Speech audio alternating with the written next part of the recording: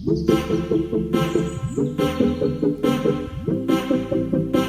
साथियों, मैं अमरदीप कादियान। नमस्ते, प्रणाम, सलाम वालेकुम, सत श्री अकाल, जय मसीह की, राम राम जी, जय माता दी। साथियों, आपका स्वागत है मेरे यूट्यूब चैनल डिसेंट एडवाइज में।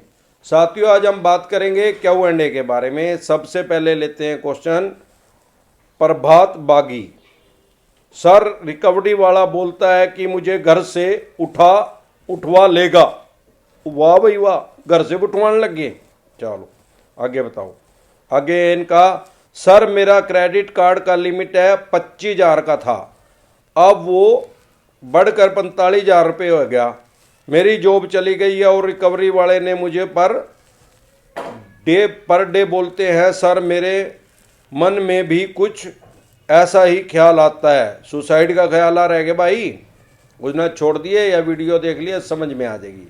रही बात, इसीलिए मैंने 99% जो ये रिकवरी एजेंट है, इनका नाम चवन्नी छाप रिकवरी एजेंट रख रखा है, जो बिल्कुल इनके ऊपर स्टिक बैठता है। अभी ये आपको क्या बोल रहे हैं कि घर से उठा लेंगे।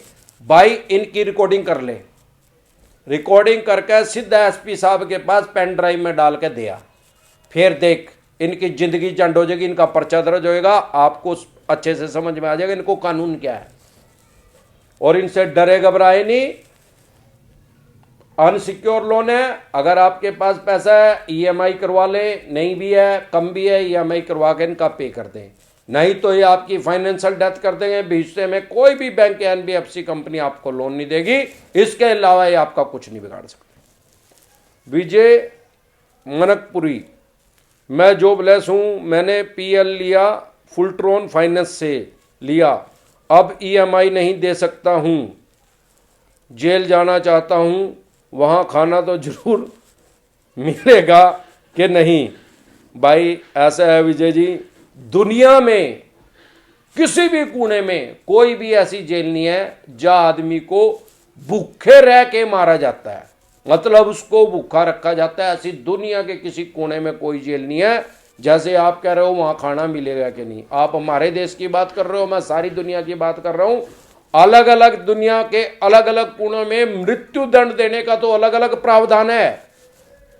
जैसा उसका अपराध होगा उसके अकॉर्डिंग। हमारे देश में फांसी दी जाती है मृत्यु दंड देने के लिए, अमेरिका में इंजेक्शन लगाया जाता है या करंट वाली कुर्सी पे चेयर पे बिठा दिया जाता है, सऊदी अरब में गोली मारी जाती है, बहुत सी मुस्लिम कंट्री में पत्थर मार के उसको मारा जाता है। लेकिन दुनिया के किसी भी कोने में भूखा रह के, मतलब उस आदमी को भूखा मार के उसकी जिंदगी को खत्म नहीं किया जाता। तो सबसे पहली बात तो अनसिक्योर लोन में इसमें कोई जेल का प्रावधान ही नहीं है, सबसे पहली बात तो। फिर भी आपका दिल कर रहा है जेल में जाने का, तो भाई साहब किसी का सिर फोड़ दो उठा के, फिर आपकी जेल पक्का हो जाएगी। रोटी आपको 100% मिलेगी वहां, इस चीज की गारंटी है। रबीना रायन पंडा, सर जी नमस्ते, I have PL personal loan of 2 lakh from Bajaj Finance since 2017।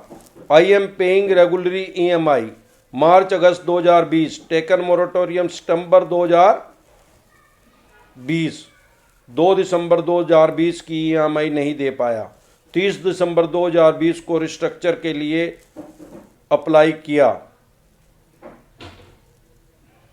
1 year का मिला, अब agent and lawyer from give me lower notice to pay, what to do.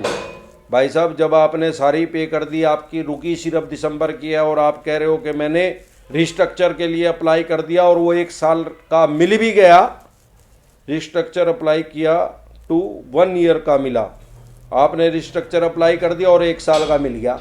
अब जब 1 साल का मिल ही गया तो अब एजेंट का, इनके लॉयर का क्या मतलब रह गया।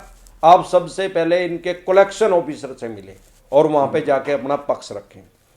आशा है कि आपकी समस्या का समाधान हो जाएगा। फिर भी कोई किसी भी तरह की दिक्कत परेशानी आए तो दोबारा सारी समस्या मुझे लिखें। आप जो भी कमेंट करते हैं मैं उसको पूरा अच्छे से पढ़ता हूं, पहले उसको समझता हूं और फिर उसको आपकी डिसेंट सलाह उसको दे देता हूं आपको। Ishaan, sir Bajaj finance not given restructure, applied for restructure in November and December, but Bajaj Finance not given me. Restructure also comes in home and harassment me. Please help me. Name Dilip Manohar, खरड़, महाराष्ट्र।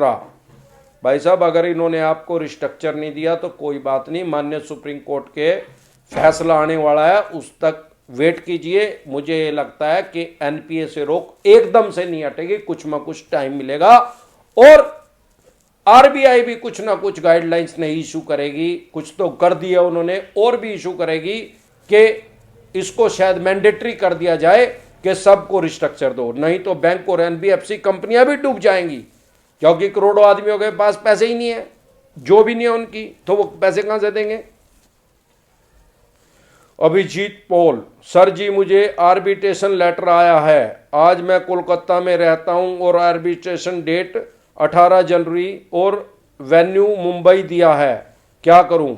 भाई साहब इस topic पे मैं already video बना चुका हूं, 1 घंटे के बाद वो वीडियो डल जाएगी, आप उसको देख लेना और आपको सारी समस्या का समाधान हो जाएगा उसमें। फिर भी कोई दिक्कत परेशानी आए दोबारा मेरे पास कमेंट कर देना। सिरज पठान, सर अगर सेटलमेंट अमाउंट की ईएमआई मिस हो जाए तो क्या केस होगा। अरे भाई साहब कौन सा केस होगा, पहले ही आपने सेटलमेंट कर ली और सेटलमेंट कर ले थोड़ी सी और।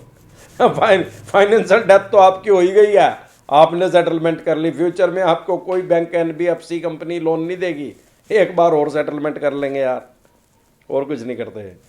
Sir I salute you way to presenting advice in really awesome, especially when you explore it by an example, thanks।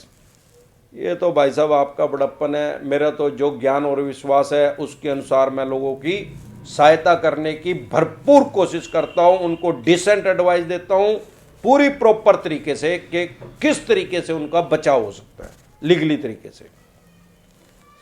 Boss again, sir मैं रेंट पर रह रहा हूं, मेरा डॉक्यूमेंट्स दूसरे एड्रेस का है, मेरा फेक है क्या। नहीं फेक कैसे हो गया भाई साहब, जब आपने मतलब लोन लिया था तो जो डॉक्यूमेंट्स आपने दिए थे तो बैंक ने एफआई की होगी, उसकी फील्ड इन्वेस्टिगेशन उसमें आया होगा। ऐसे तो दुनिया रेंट पे रह रही है तो वो फेक नहीं माना जाएगा, आप डरे और घबराए नहीं। फेक उसको मानते हैं भाई मैं आज इस एड्रेस पे रहा हूं करनाल में और एड्रेस आज मैं यहां रह रहा हूं और डॉक्यूमेंट्स कहीं और के दे रहा हूं, तो मैं उसमें अपना प्रेजेंट एड्रेस मेंशन कर सकता हूं कि भाई मेरे पास डॉक्यूमेंट्स तो इस एड्रेस के हैं लेकिन मैं रहता इस एड्रेस पे हूं आज की डेट में, उसमें कोई दिक्कत परेशानी नहीं होती। सतीश पांडे, सर जी बजाज फाइनेंस, सबसे ज्यादा बजाज फाइनेंस के ही आ रहे यार। सर बजाज फाइनेंस वाले बोलते हैं डेथ सर्टिफिकेट से कुछ नहीं होगा, ये तो ईएमआई दो या लैपटॉप जमा करो। सर सिर्फ 2 ईएमआई बची हैं सर, कैसे भी माफ़ करने का रास्ता बता दो सर प्लीज़। देखो भाई साहब ऐसा है, आपने पहले भी मेरे पास कमेंट किया था, आपके फादर साहब ने एक लैपटॉप लिया और फादर साहब आपके एक्सपायर हो गए, सिर्फ 2 किस्त बची हुई है। अब आप वो 2 किस्त माफ़ करवाना चाहते हैं। माफ़ी कभी किसी चीज़ की नहीं होती, कोई किसी को माफ़ नहीं करता फ्री में, कोई दुनिया के किसी कोने में कोई चीज़ नहीं मिलती। हाँ आपका लोन सिक्योर होगा 100% कन्फर्म है, वो इंश्योरेंस कंपनी उसको पे कर देगी और वो आपको एनओसी दे देंगे, दैट्स ऑल। अभी वो क्या कह रहे हैं, वर्बली बोल रहे हैं, आप उनके पास जा रहे हो, वो कह रहे हैं 2 किस्त और दे दो भाई, ये तो देनी पड़ेंगी। या तो मामला छोटा है 2 किस्त आप उनको दे दो, और नहीं तो जाके उनके ब्रांच हेड से मिलो, उसको बोलो भाई साहब ऐसा है मेरे इसका लोन ये था, मेरे डैडी एक्सपायर हो गए, इनका डेथ सर्टिफिकेट है और इनका इंश्योरेंस हो रहा था, हमने लैपटॉप लिया था। वो कहेगा नहीं इंश्योरेंस हो रहा था, कहते फिर लिख के दे दे भाई, नहीं इंश्योरेंस हो रहा था, तो फिर भी नहीं मानना तो कंज्यूमर कोर्ट में जाकर केस कर दो भाई। तो इसी तरह की या किसी भी तरह की कोई भी समस्या हो आपके किसी यार प्यारे रिश्तेदार को, उसके पास मेरी ये वीडियो शेयर करें। आपको किसी तरह की दिक्कत परेशानी आ रही है, किसी भी तरह की डिसेंट एडवाइस लेने के लिए आप कमेंट करें।